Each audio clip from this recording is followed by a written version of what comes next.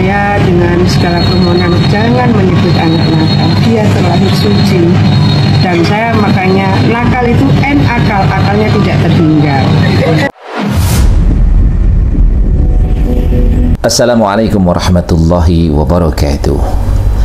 Bismillah, alhamdulillah, wassalatu wassalamu ala rasulillah, amma ba'du. Selamat berjumpa kembali di AJ Dakwah TV. Semoga kita semua senantiasa diberikan kesehatan dan keberkahan oleh Allah Subhanahu wa taala. Amin ya Allahu ya rabbal alamin.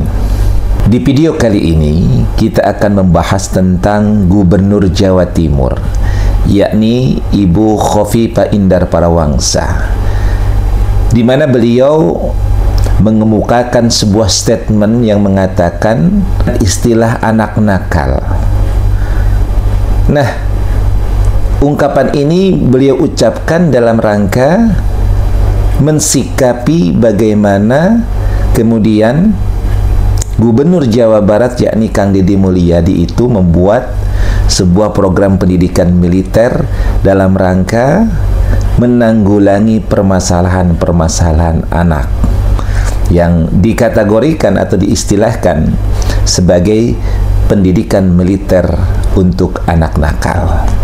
Nah, kita lihat bagaimana pernyataan lengkap dari Ibu Khofifah berkaitan dengan penggunaan istilah anak nakal. Kita sebetulnya penguatan karakter anak yang kita harapkan menjadi speaker nasionalisme, speaker kenusantaraan, speaker kebangsaan jadi SMA Taruna itu.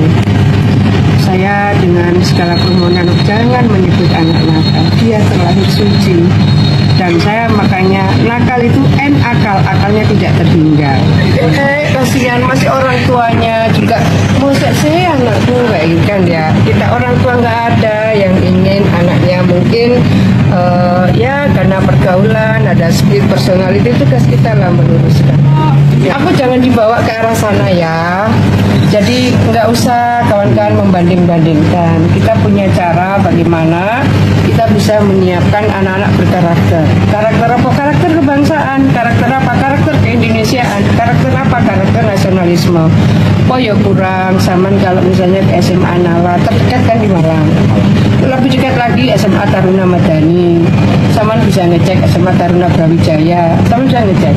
Dari video tadi kita bisa melihat bagaimana Ibu Khofifah kemudian mengatakan sebagai ungkapan anak nakal itu berkaitan dengan pertanyaan-pertanyaan yang dilontarkan kepada beliau berkaitan dengan program pendidikan militer dalam rangka menanggulangi anak-anak bermasalah atau anak-anak nakal yang sudah dilakukan oleh Gubernur Jawa Barat Kang Deddy Mulyadi. Ketika ditanya apakah Jawa Timur akan mengikuti langkah-langkah yang seperti dilakukan oleh Gubernur Jawa Barat dengan kemudian anak-anak yang bermasalah atau anak-anak nakal itu yang terlibat dengan tawuran dan geng motor itu kemudian akan dimasukkan dalam satu program pendidikan militer. Nah, inilah kemudian ungkapan yang diucapkan oleh Ibu Khofifah ini keluar. Nah, untuk mencari kebenaran dari apa yang dinyatakan oleh Ibu Khofifah Indar Parawangsa, apakah benar ungkapan anak nakal itu adalah istilah yang menjijikan? Maka kita bisa merujuk kepada Undang-Undang Nomor 11 Tahun 2012, yakni Undang-Undang tentang Sistem Peradilan Pidana Anak. Di dalam Undang-Undang Sistem Peradilan Pidana Anak ini, itu ada definisi tentang anak nakal. Anak nakal didefinisikan adalah sebagai anak yang berkonflik dengan hukum. Nah, kalau kita lihat, memang sasaran daripada apa yang ditargetkan oleh Kang Deddy Mulyadi sesungguhnya awalnya adalah bagaimana menanggulangi anak-anak yang berkonflik dengan hukum, agar kemudian anak-anak ini bisa direhabilitasi, agar anak-anak kemudian ini bisa berubah menjadi lebih baik lagi, ya, dengan kemudian menggadangkan program yang disebut dengan Pancawaluya. Nah, Pancawaluya ini ada 5 esensinya: cager, bager, bener, pinter, dan singer. Nah, inilah yang kemudian menjadi sebuah moto pola pendidikan militer yang diselenggarakan oleh Kang Deddy Mulyadi. Tapi ungkapan atau istilah anak nakal itu memang sudah diakomodir oleh undang-undang, terutama oleh Undang-Undang Nomor 11 Tahun 2012 tentang Peradilan Pidana Anak. Yang intinya adalah anak nakal itu adalah anak yang berkonflik dengan hukum. Lalu bagaimana istilah kenakalan anak? Nah, ini ada dua istilah, anak nakal dan kenakalan anak. Ini sesungguhnya berbeda pemahaman tentang kedua kalimat ini atau kedua istilah ini.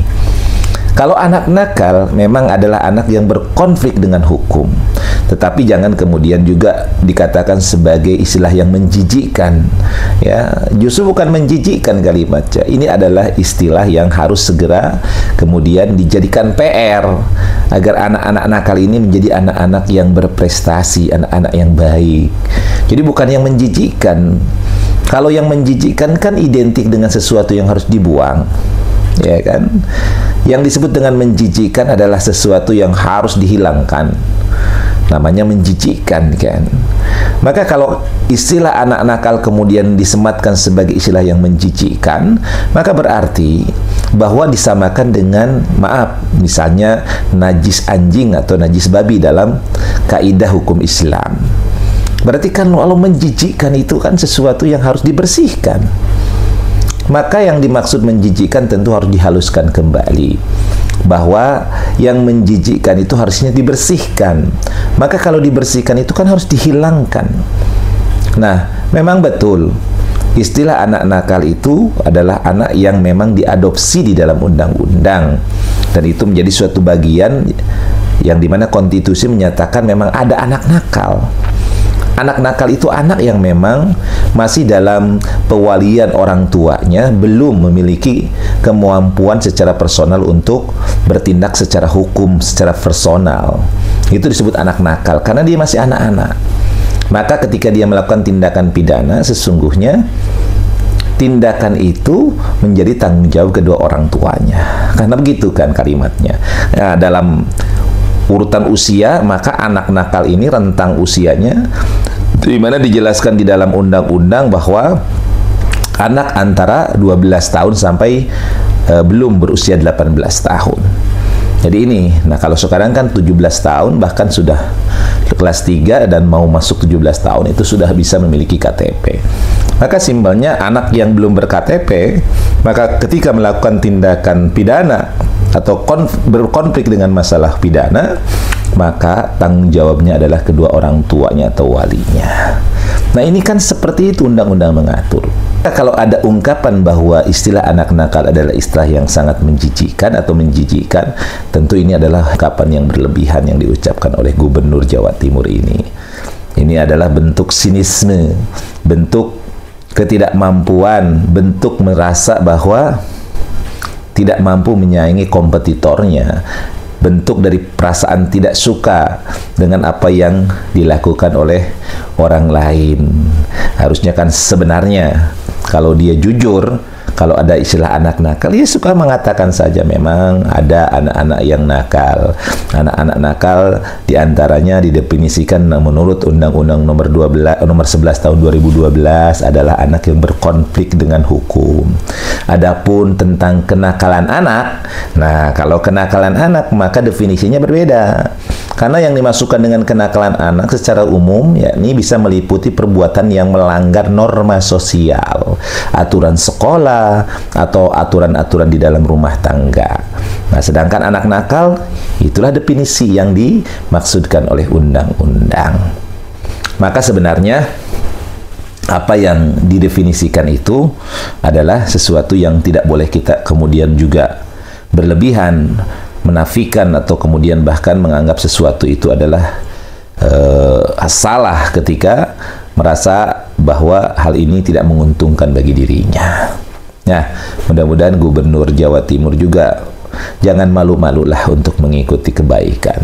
Kan kita ini diperintahkan untuk mengikuti kebaikan. Makanya kenapa kita harus mengikuti baginda Nabi Muhammad SAW? Karena di dalam diri baginda Nabi Muhammad SAW itu ada ukhuwah, ada uswah, laqad kana lakum fi rasulillahi uswatun hasanah. Ada suri tauladan yang baik, ada contoh yang baik yang harus kita ikuti.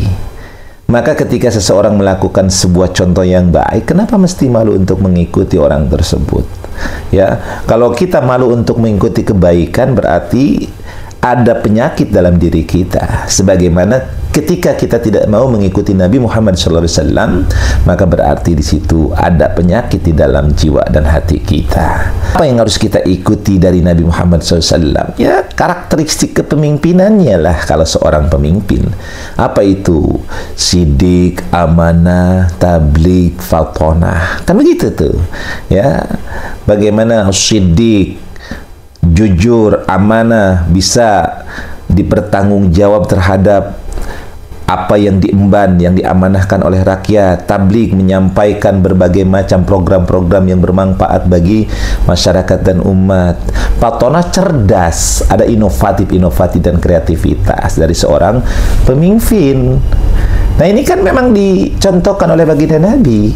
Oleh karenanya Ibu Khofifah jangan malu-malulah untuk mengikuti Kang Deddy Mulyadi dalam kebaikan-kebaikan. Ya, kalau bisa malah berkolaborasi, bersinergi, ya. Bagaimana kita kemudian bisa antara pemimpin-pemimpin daerah bisa bersinergi. Ya, karena kan sama masih di Pulau Jawa juga kan, masih ada interaksi sosial yang terjadi antara pemerintah daerah Jawa Barat, Jawa Tengah, dan Jawa Timur. Bahkan Kang Deddy Mulyadi kemarin mengikat kerjasama dengan Kalimantan Timur dalam beberapa hal. Nah, ini kan indah gitu, antara pemimpin daerah saling bersinergi.